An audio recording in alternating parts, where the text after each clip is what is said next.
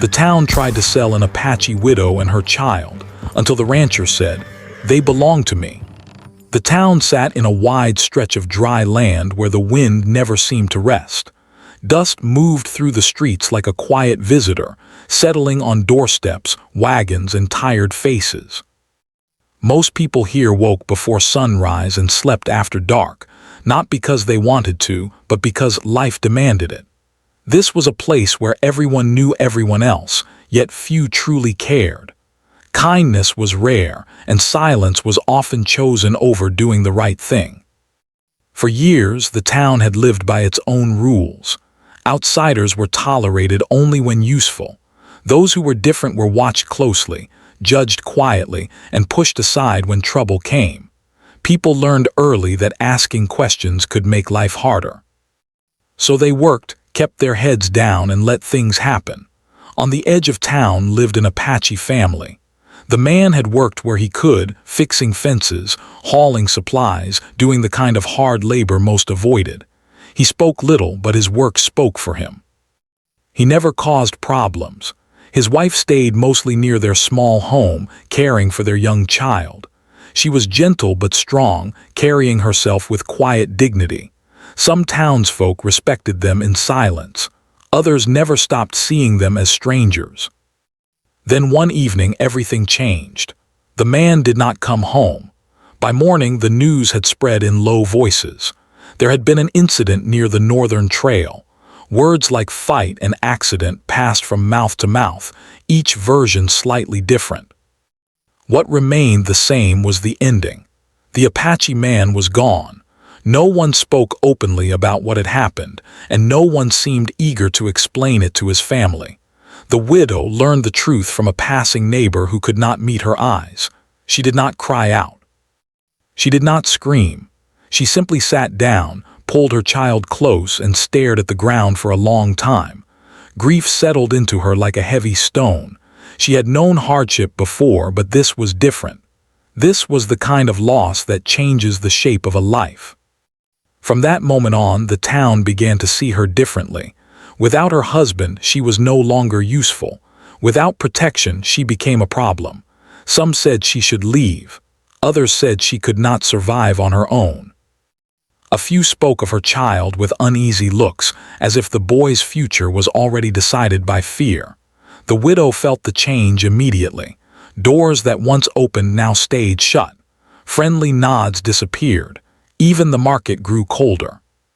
She paid what little she had for food, often receiving less than she was owed. At night, she listened carefully to every sound outside her home, holding her child close as if her arms alone could shield him from the world. She tried to be invisible. She spoke only when necessary. She worked small jobs, cleaning, mending, helping where she could. But no matter how hard she tried, the town would not let her fade quietly.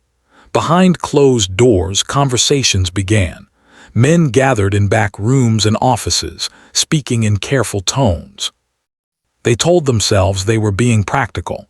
They said the widow and her child could not be allowed to become a burden. They spoke of resources, safety, and order. Each excuse made the next decision easier to accept. No one invited the widow to speak. No one asked what she wanted. Rumors reached her like cold air through broken walls. She heard words she did not fully understand, but the meaning was clear enough. Decisions were being made about her life without her consent. At night, fear kept her awake. She planned escape routes in her mind, though she had nowhere to go. Her child sensed the danger. He stayed close, quieter than children should ever be. He watched adults with careful eyes, learning early that trust was something to be earned, not given. Sometimes he asked when his father would come home. The widow held him and told him stories instead of answers. The town continued on as if nothing was wrong. People laughed, traded, and argued over small things, but beneath the surface, something dark was growing. The idea that a human life could be treated as a problem to solve had taken root. A few miles away, beyond the town's borders, a rancher lived on land he had worked for many years. He was known as a steady man, one who spoke little but paid his debts and kept his word. He had crossed paths with the Apache family before, mostly in passing.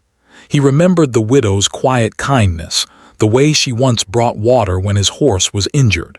He remembered the child waving shyly from a distance. He had not yet heard what had happened. Back in town, the widow walked carefully through her days, feeling eyes on her back. She knew something was coming, though she did not know when or how. Still, she refused to break. Every morning she rose, cleaned her small home, and prepared what little food she had. She taught her child simple lessons, hoping knowledge might one day protect him. She was afraid, but she was not weak. As the sun set each evening, the town's silence grew heavier. It was the kind of silence that comes before a storm, when everyone knows something is wrong but no one wants to be the first to speak. And so the town waited, and so did she. The days after the man's death passed slowly, but the feeling in the town grew heavier with each sunrise. People went on with their routines, yet something had changed. Conversations stopped when the widow walked by. Eyes followed her movements, not with care, but with judgment. She felt like a shadow moving through a place that no longer wanted her light. She tried to stay busy. Work helped keep fear away, even if only for a short time. She cleaned stables, washed clothes, and mended torn fabric for those who would still allow her inside their homes. Some paid her fairly, others did not. She accepted whatever she was given, knowing she had little choice. Every coin mattered now. Her child stayed close, always holding her hand or standing just behind her. He no longer ran or laughed the way he once had. The town had taught him to be careful. When strangers spoke loudly, he flinched. When men argued in the street, he hid behind his mother's dress. At night, he often woke from sleep, calling softly for his father. The widow comforted him the best she could. She told him stories of strength and endurance, stories her own mother had once told her. She spoke of the earth, the sky, and the quiet power of patience. She wanted him to believe that life could still be kind, even when people were not. But outside their small home, plans were forming. In the center of town stood a large building where important decisions were made. Inside, several men gathered one evening, sitting around a worn wooden table. They were merchants, landowners, and officials who believed they understood what was best for everyone. To them, order mattered more than fairness. They spoke of the widow as if she were not a person but a problem. "She has no protection," one said. "She can't support herself," said another. "And the child," someone added, "what will he become?"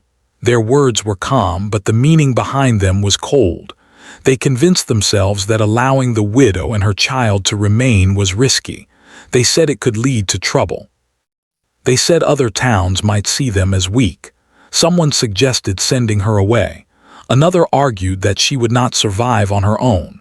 Slowly, a darker idea took shape. They spoke of arranging her future, of deciding where she would go and what she would do. They told themselves it was practical, necessary. No one mentioned asking her opinion. As the meetings continued, the idea became more accepted. Each time they spoke of it, the act felt less wrong to them. They used careful language to hide the truth from themselves. They called it a solution. They called it responsibility. Outside those walls, the widow felt the pressure growing, even though she did not know the details. Neighbors avoided her. Children were told to stay away. Shopkeepers became distant. The message was clear. She was no longer welcome. Fear followed her everywhere now. She planned for the worst. She packed what little she could carry, then unpacked it again, unsure whether leaving would be safer than staying. She had heard stories of people disappearing, never to be spoken of again. She did not want her child to become another one. At night, she listened. Footsteps in the distance made her heart race. Voices outside her door caused her to freeze. She slept lightly, waking at the smallest sound. Her child slept beside her, his small hand resting on her arm, as if afraid she might vanish too. Still, she refused to give up.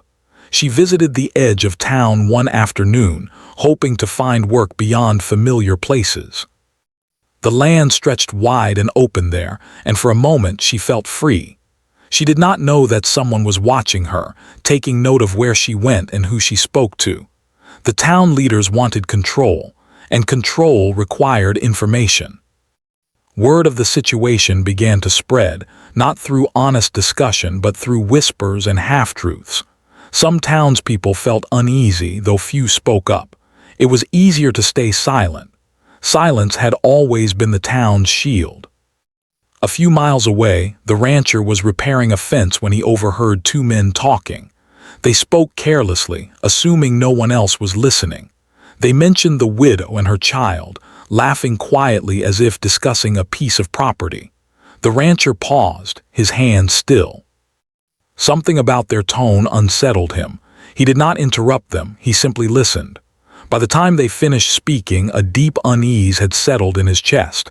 He knew the town had its faults. He had seen injustice before, but this felt different. This felt planned.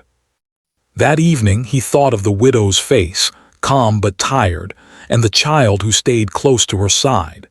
He remembered how she had helped him without being asked, expecting nothing in return. He wondered what kind of town would turn on someone so easily. Back in town, the widow received a visit. Two men arrived at her door just before sunset. They spoke politely, but their words carried weight. They told her she would need to attend a meeting soon. They did not explain why. They did not ask if she agreed. After they left, she stood in the doorway for a long time, watching the road. Her child looked up at her with wide eyes. "What do they want?" he asked. She did not know how to answer. That night sleep did not come. Her thoughts raced, moving between fear and determination. She reminded herself that she had survived much already. She would not let fear decide her future. Yet deep inside, she knew she was facing something far larger than herself. The town believed it had the right to decide her fate. And the day when those decisions would be spoken aloud was drawing closer. The morning came with a pale sky and a cold wind. The widow woke early, as she always did now. Sleep had become light and broken, filled with thoughts she could not control. She sat up slowly so she would not wake her child. For a moment she watched him breathe, counting each rise and fall of his chest. That simple movement reminded her why she had to stay strong. Outside, the town was already awake. Wagons rolled over hard ground. Voices carried through the air.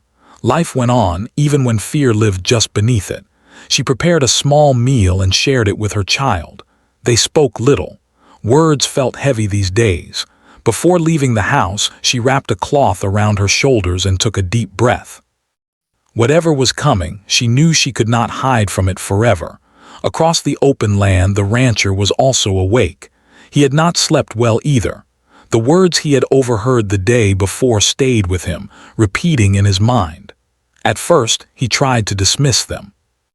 Town gossip was often exaggerated, but the more he thought about it, the more wrong it felt. He saddled his horse and rode toward town, not with anger but with purpose. He wanted to hear the truth for himself. The rancher was a man shaped by years of hard work. He did not speak much, but when he did, people listened. He believed that a person's actions mattered more than their words. He had seen enough unfairness in life to know when silence became a kind of agreement. This time, silence did not sit well with him. When he reached the edge of town, he noticed the tension right away. People stood in small groups, speaking in low voices. Some looked away when they saw him. Others watched him closely, as if wondering why he had come. He tied his horse and walked toward the center of town. Along the way, he heard pieces of conversation. The widow's name, the child, a meeting later that day. The words were careful, but the meaning was not. He stopped near a shop where two men were talking openly, believing no one important was nearby. They spoke of arrangements, of decisions already made. One of them laughed quietly as if proud of how simple the plan was. The rancher felt a tightness in his chest. He stepped forward. "What plan?" he asked calmly. The men froze. They had not expected him to speak. One tried to brush it off, saying it was town business. The rancher did not raise his voice. He simply asked again. This time they answered, though their words were rushed and unclear. Enough was said for the truth to come into focus. The town leaders intended to decide the widow's future without her consent. They believed they had the right. The rancher thanked them and walked away, but his steps were heavy. He felt a deep sense of wrong settle over him. He had known the town could be cruel, but this crossed a line he could not ignore. He thought of the widow's quiet strength. He thought of her child, too young to understand why the world had turned cold. He thought of his own land, wide and open, where hard work was respected and no one went hungry if he could help it. By midday, the town square had begun to fill. Word had spread that an announcement would be made. People gathered out of curiosity, some out of agreement, others simply because they had nothing else to do.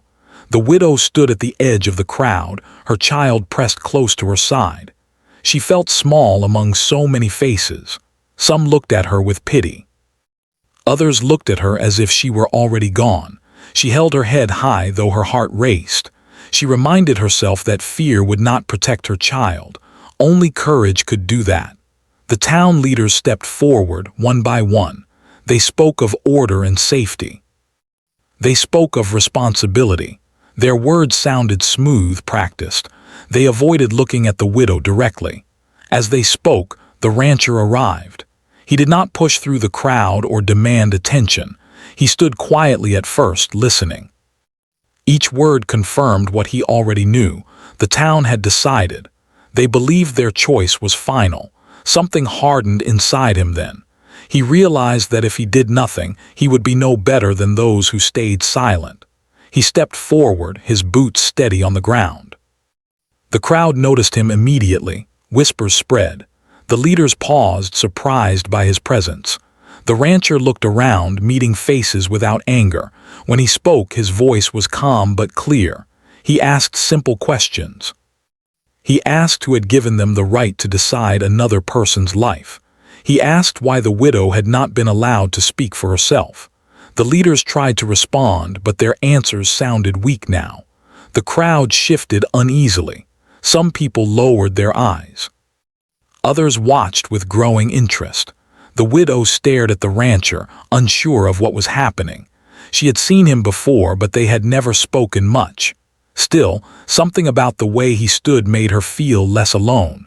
The rancher turned toward her then. He did not speak to her yet. He spoke to the town. He said he would not allow harm to come to someone who had done nothing wrong. He said he would not stand by while fear was used as an excuse for cruelty. His words were not dramatic. They were honest. The town leaders argued. They said he had no right to interfere. They said he was overstepping. The rancher listened, then shook his head. "I won't be part of this," he said simply. The crowd grew silent. In that moment, the widow felt something she had not felt in days. Hope. Small, fragile, but real. The rancher had not yet said what he would do, but everyone could sense that something had changed. The plan the town thought was settled now stood on uncertain ground. And for the first time since her husband's death, the widow believed that someone might finally be willing to stand beside her.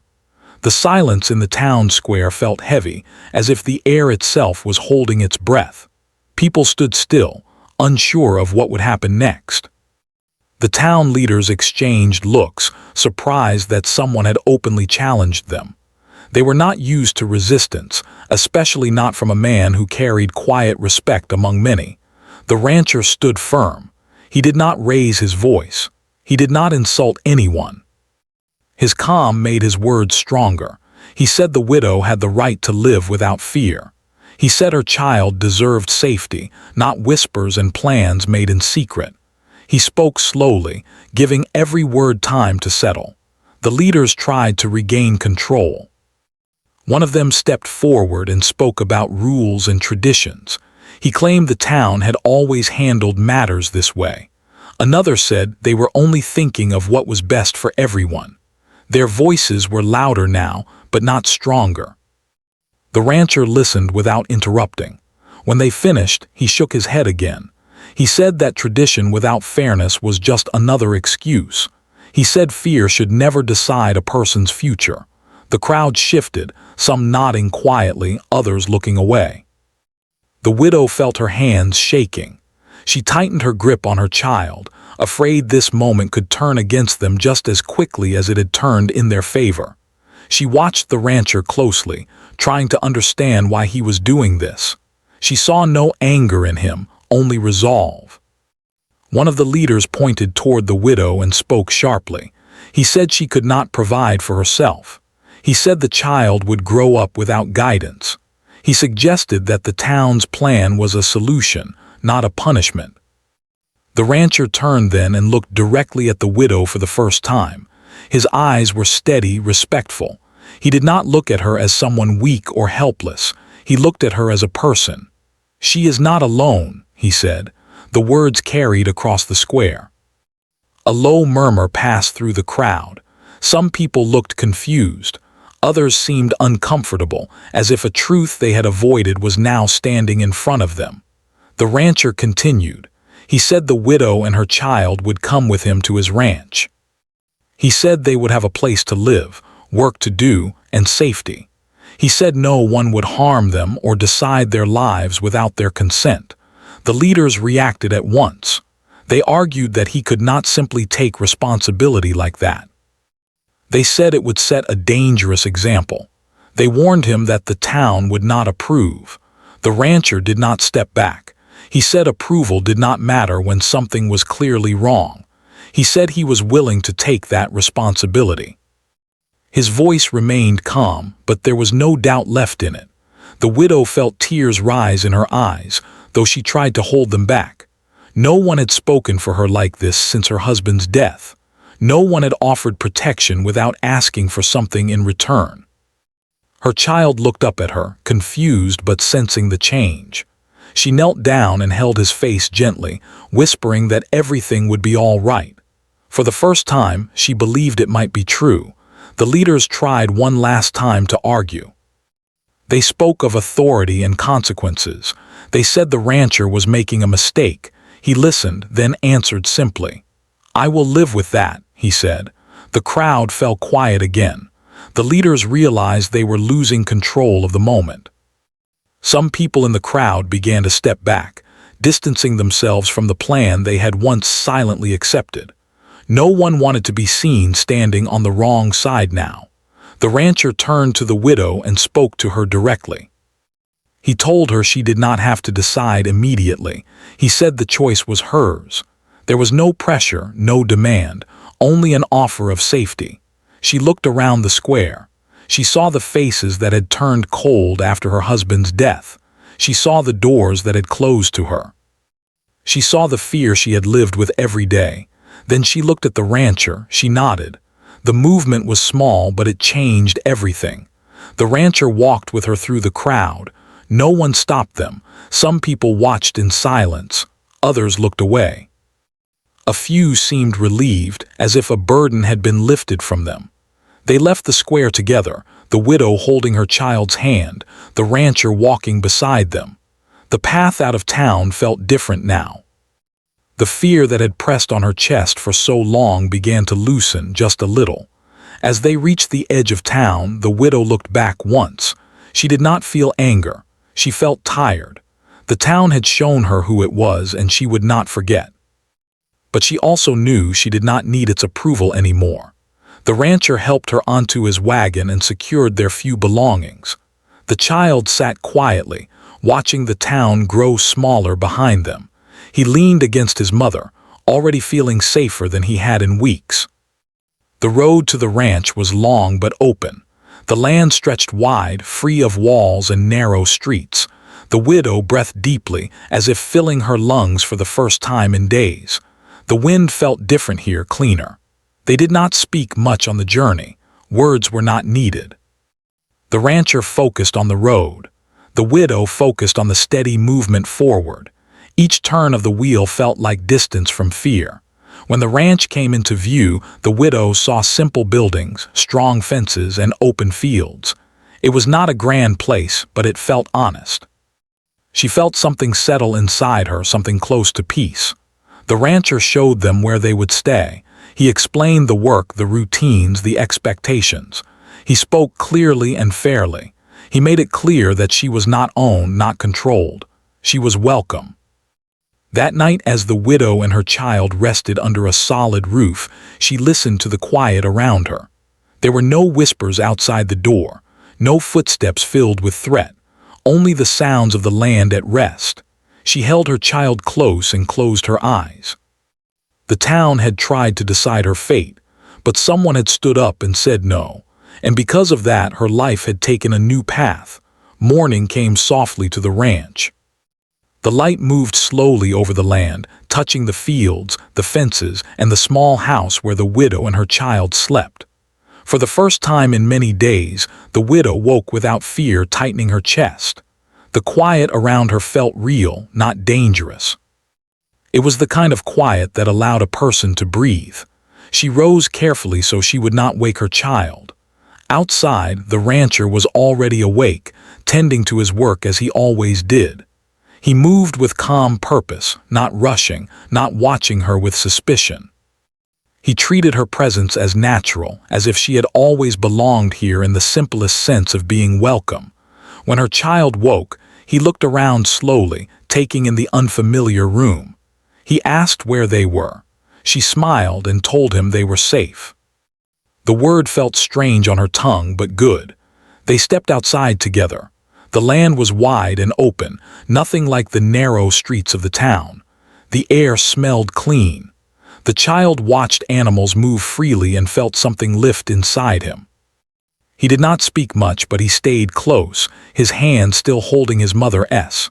The rancher greeted them with a nod and offered simple food. There were no long speeches, no promises spoken aloud, just action, just respect. That alone told the widow more than words ever could. The days that followed settled into a rhythm. The widow learned the work of the ranch. It was hard but honest. She helped where she could, learning slowly, asking questions when she needed to. The rancher answered patiently. He never treated her like a burden. He never reminded her that she owed him anything. Her child began to change too. At first he stayed quiet, watching everything with careful eyes, but slowly he began to explore. He followed animals, helped with small tasks, and laughed again when he thought no one was listening. Each small laugh felt like a victory. At night, the widow would sit outside and watch the sky. She thought of her husband often. She wondered what he would think if he could see them now. The pain of loss was still there, but it no longer felt like it would crush her. It had become something she carried, not something that carried her. News from the town reached the ranch from time to time. Some people were angry, others were ashamed. A few tried to act as if nothing had happened. The rancher did not speak much about it. He did not need to. His choice had already been made. One day, the widow asked him why he had helped them. The question had lived in her heart for a long time. He thought for a moment before answering. He said he could not stand by and watch something wrong happen. He said sometimes a person had to decide what kind of life they wanted to live. His answer was simple, but it stayed with her. Trust grew slowly between them. It was not forced. It was built through shared work, quiet understanding, and respect. The widow learned that safety did not have to come with fear. Her child learned that not all adults would turn away. Seasons passed. The land changed color. The ranch remained steady. The widow grew stronger, not just in body but in spirit. She was no longer only surviving. She was living. The child grew too. He learned skills, learned patience, learned kindness. He asked fewer questions about the town and more about the future. That alone told her how far they had come.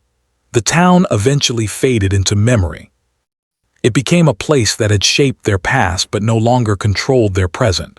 The widow did not hate it. She simply understood it now. One evening, as the sun set low, the widow watched her child run freely across the field. She felt something close to peace settle inside her. She knew the road ahead would not always be easy.